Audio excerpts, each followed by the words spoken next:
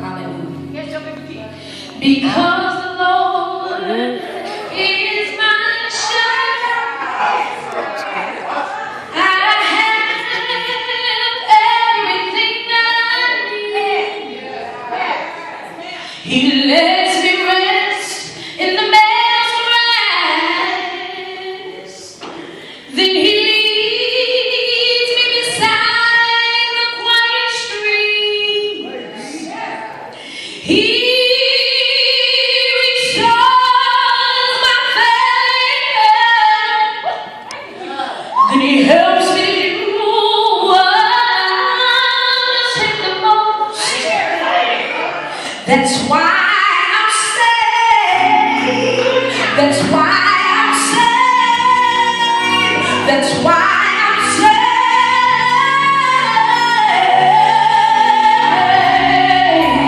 Saved in His arms.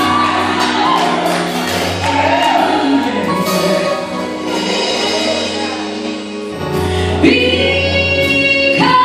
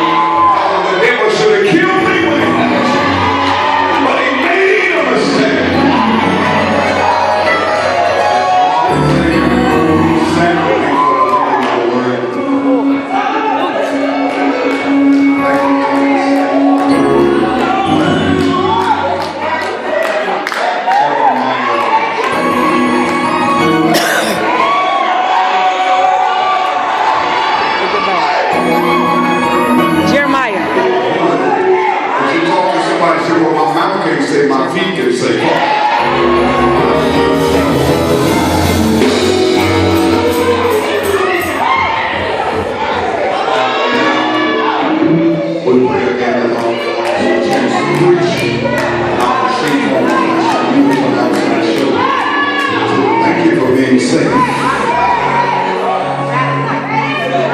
words of my mouth and the meditation of my heart be acceptable in thy sight. You are my strength and my redeemer.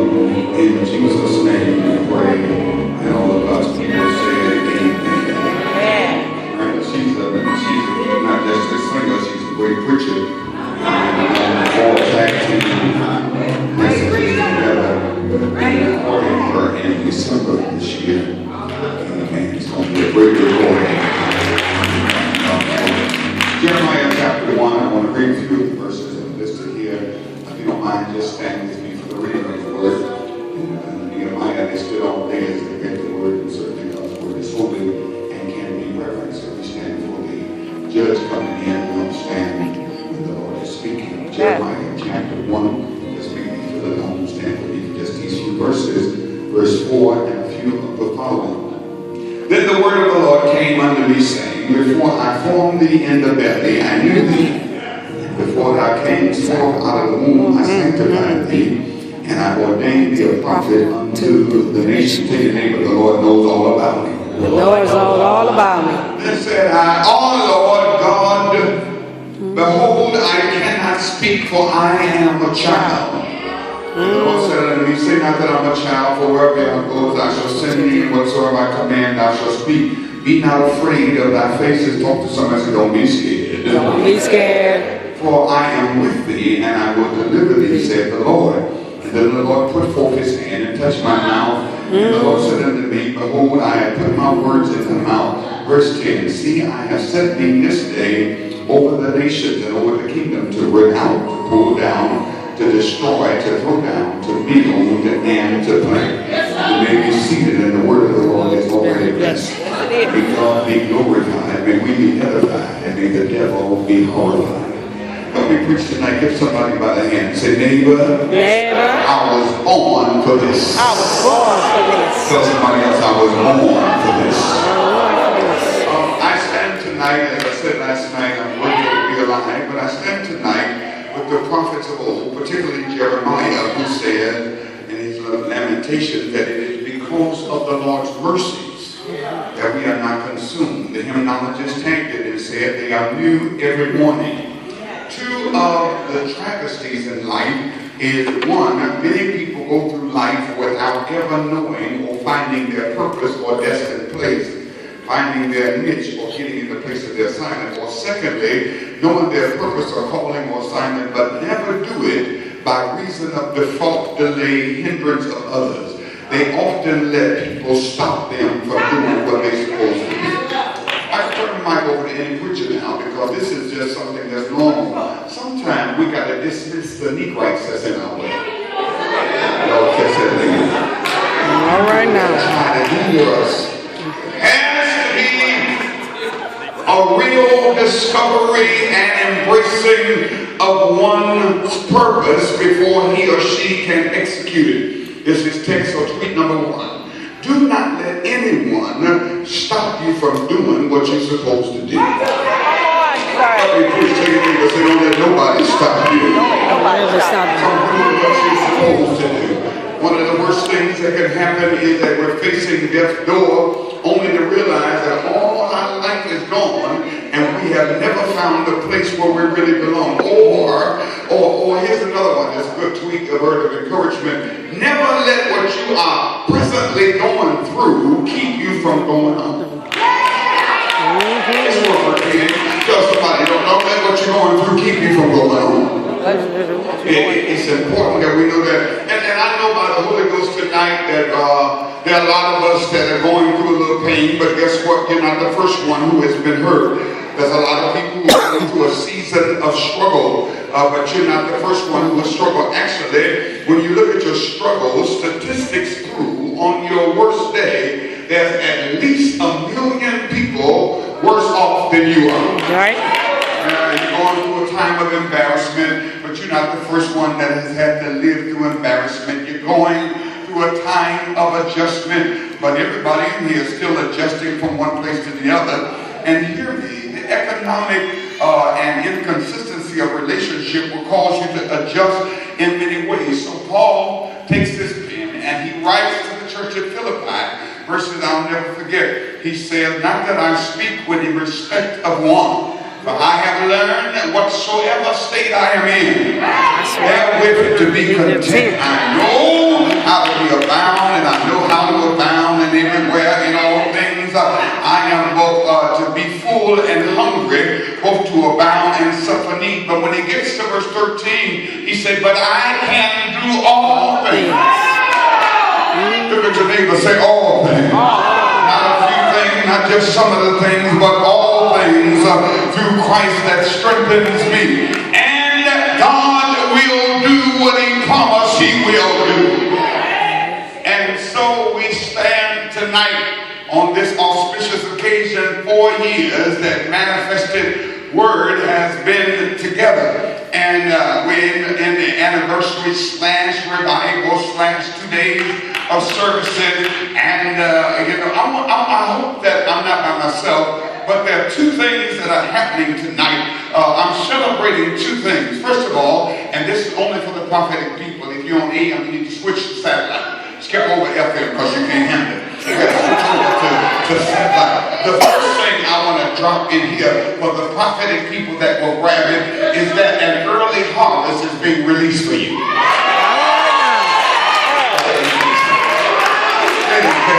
Talk to somebody, say, expect an early harvest. It's being released for you. And then not only that, but the second point that is very intricate and important in our being here tonight is that we are still here. And so we're celebrating the fact that we're still here. And Albertina Walker, you know what she said? I made it through. And so have you, some through the fire, some through the flood, but I'm still here, kept by his blood. I wish I had 2, 3 people that's been through something, that being here tonight on Thursday, the 10th of July, you realize if it had not been for the Lord who was on your side, you wouldn't be here tonight. Shake somebody's hand and say, I can shout because I'm still here. Oh, y'all not talking. I guess you thought you were supposed to be here. But talk to somebody and say, I can praise him because I got to still here. I look at that now, 6 months behind us. Only 6 months left. Through many dangers, toil, and sin. I have already come with grace that brought me safe thus far, and grace will lead me on. I prophesied to our people last Sunday. The Lord gave us 42, and I appreciate 42 souls walking the aisle and coming down. You know, that's unusual, especially for July. Those are kind of Easter resurrection number Sundays. But God is doing a different thing. And I began to praise God. But before I finish, I prophesied. And I think it's still a prophecy for you that I gathered here in Toledo, Ohio. The Lord said to me, tell the people that the last half of the year is going to be better than the past half of the year. And everybody would be on Chicago. Talk to somebody, say the last half going to be better than the first half. I wish I had some people that received it. So the text said we were born or predestined to hear this word. The whole idea of birth is miraculous in itself. Sperm meets an egg, and fertilization takes place from a fetus to an embryo. We are fully developed as a child, and we were born. But the question tonight becomes, why were you born? Why were you born? Ask somebody, say, why were you born? Why were you born? What was it for? Was it for encouragement? What was it for? Entrepreneurship? Was it for entertainment? Was it for establishment? Was it for being a friend to the friendless? Was it for being a comfort to the hurting? Let me just ask y'all. Let me go road by road. Are you supposed to be in business? Are you supposed to be back in school? Are you supposed to be in politics? Are you supposed to be in government? Are you supposed to be in marketing? Are you supposed to be in medicine? Are you supposed to be in ministry? We got to discuss this thing called purpose. So, are you supposed to be a minister like me? And the reason I throw this out is because I know by the Spirit of God in my inner man that there's a whole lot more people that have been called than those that have answered.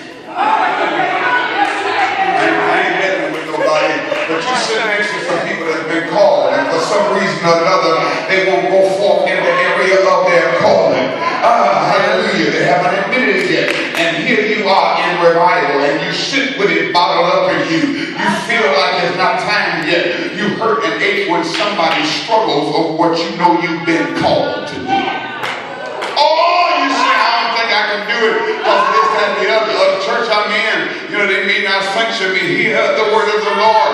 The writer of the text, the reaping prophet, makes some powerful declaration. Verse 4, then the word of the Lord came unto me, saying, before I formed thee in the belly, I knew thee. And before thou camest forth out of the womb, I sanctified thee, and I ordained thee a prophet unto the nation. And he said, then our Lord, I can't speak because I am a child.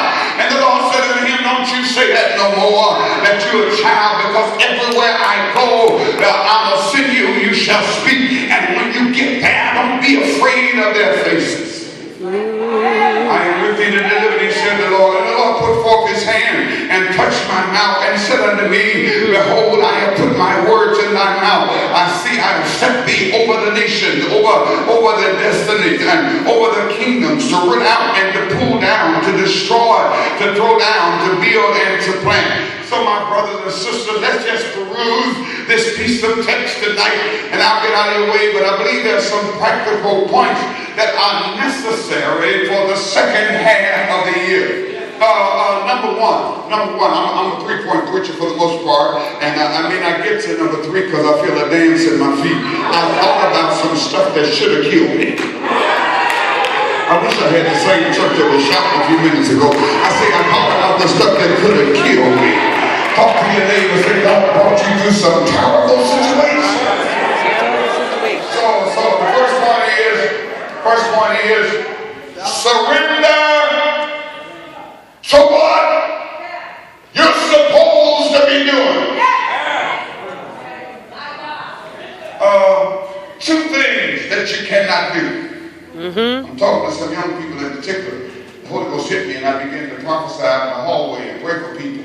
I saw some stuff later on. Sometimes he hits you a little later. And I saw some stuff. And two things you cannot do. Number one is you can't die with that potential and purpose in you. Amen. I say you can't die with that potential and purpose in you. Secondly, you can't keep ignoring the pursuit of your purpose. He said in the first phase that I formed thee in the womb. Before Jeremiah was even conceived, God knew him as a person. The word formed from the Hebrew is used to describe a creative work as a potter that molds a piece of clay. It means to squeeze into a predetermined shape. I guess I could preach to myself, but there might be 2 or 3 people here in 2014 that have felt the squeeze. Somebody say, help me, y'all. Every time you try to step out in your area of assignment, it's like the enemy and his imps try to choke the life out of you. You're not talking to me. Hallelujah. This whole word that comes from the same word that you find in Genesis chapter 2 verse 7, where we read that the Lord formed us out of the dust of the ground. Just as God purposely formed Adam from the dust of the earth, he does so in his creative work in the womb. Help me, preachers. It's Psalm 139:15, where we see God there when he was forming us in utter seclusion. The Message translation says it like this: my frame was not hidden from you when I was made in the secret place, when I was woven together in the depths of the earth. Your eyes saw an uninformed body, but nothing is hidden from God. He personally puts a skeleton in place and creates all the delicate parts of the body, weaving them together for his living masterpiece. It's already in you. Now, I know you heard it in your prayers. You see it in your dream. When somebody preaching or teaching or singing or ministering, there's a quickening in your spirit. And y'all just call the prayer. Don't let nobody get up here and fumble like they ain't praying. And you know how to call God and rebuke the devil on every hand. It hurts you when people halfway do anything. I wish I could preach it. When you call with it, it hurts you to see it half done. You hate to see people doing what you know you were born to do, but you have decided to sit on your gift or stay back, or you start saying the time ain't right. I just preached. Well, hey y'all. I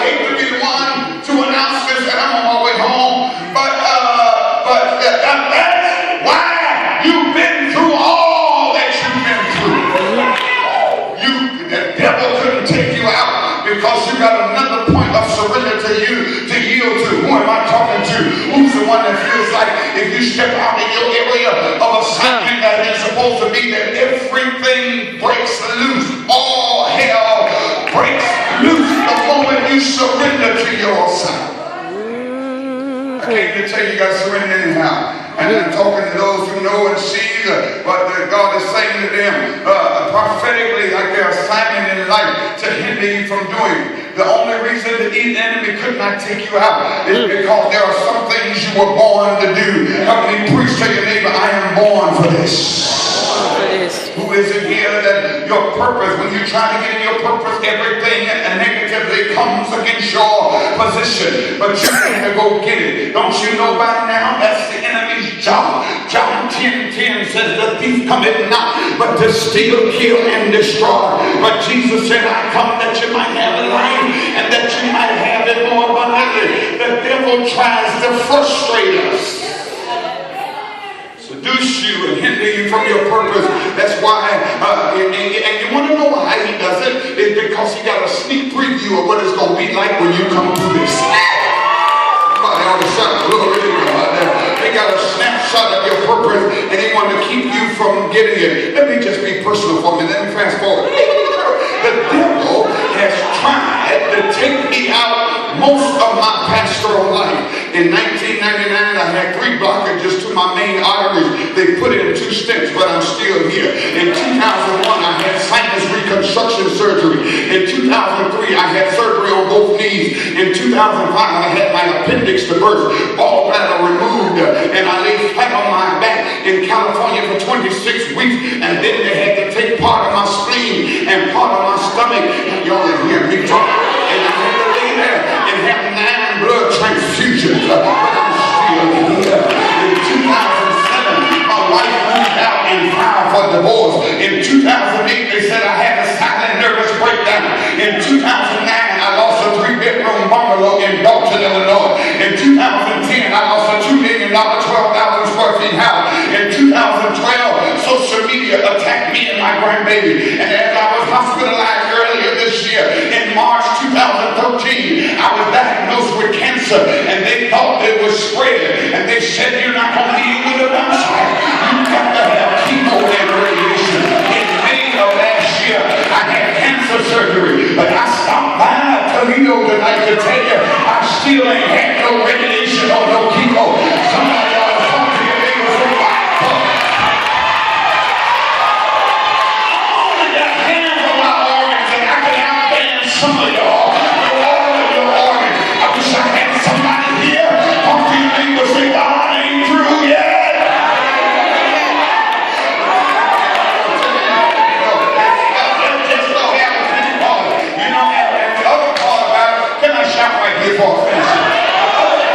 When I first got sick, I was on 14 prescription medication. Y'all can hear me now. Now I take 2 prescription medication and 10 vitamins. Y'all can hear me.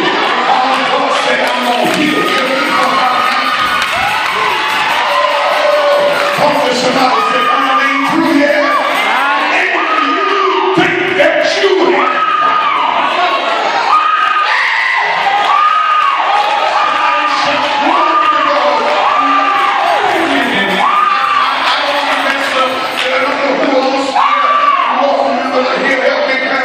But the Lord told me to drop 3 words. I don't know who they for. I don't know what it's going to do for somebody. But get somebody by the hand and look them in the eye and drop these 3 words. The Lord said tonight, any day now.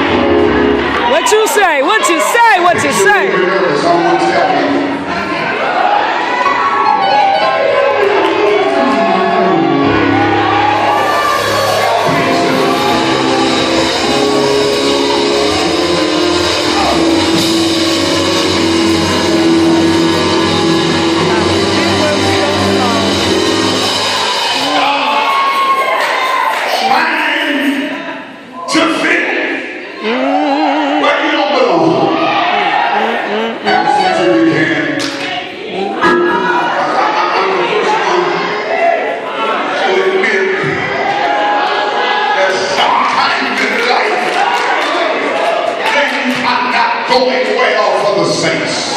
And it's not trying to fit. I got it in my book. Heavenly preacher made me say, go where you're celebrated. Go where you celebrated. Not where you tolerated. Not where you tolerated. Oh, that's a word. I don't want you there. Somebody come on, look at her. Learn how to go out to dinner by yourself. It's by yourself. That's right. Popcorn and raise it. Tell somebody, go where you celebrate. Where you celebrate. Not where you are Not where you are tolerated. quit trying to fit with people. Don't. Why are you trying to fit in? You better say that. I want you to stand back. What you say? What you say? What you say? I try to even say, give me 12 minutes and I'm out. But we got to stay before we realize before we belong.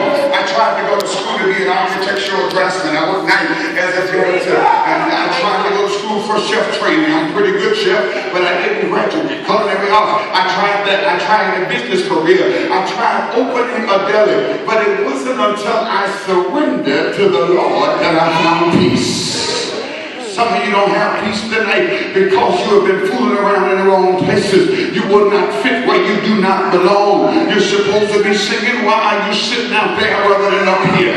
You're supposed to be interceding. How do you miss the prayer meeting? Hear me. You will never reach your destiny or your proper place until you get where you are assigned. Number two. I'm almost out. I'm gonna move you. Making excuses. Talk to somebody who stop making excuses. It's not until you stop making excuses that the Lord will use you. Oh, how many times have you and I said we said, I would do this, but I got a message that being preaching here. It's called move your butt out of the way. Talk to somebody and say, move your butt out of the way. I thought to move your back out of the way. Jeremiah said, Lord, I would do this. Lord, I would do this, but I can't speak. I'm a child. And the Lord rebuked him and said, don't you say again, I'm a child. But everywhere you go, just open your mouth and I'll speak, and be not afraid of their faces to the enemy. I wish I had time to prophesy one by one, but you cannot use excuses anymore. Stop saying you're too young. Stop saying you're too old. Stop saying you're not qualified.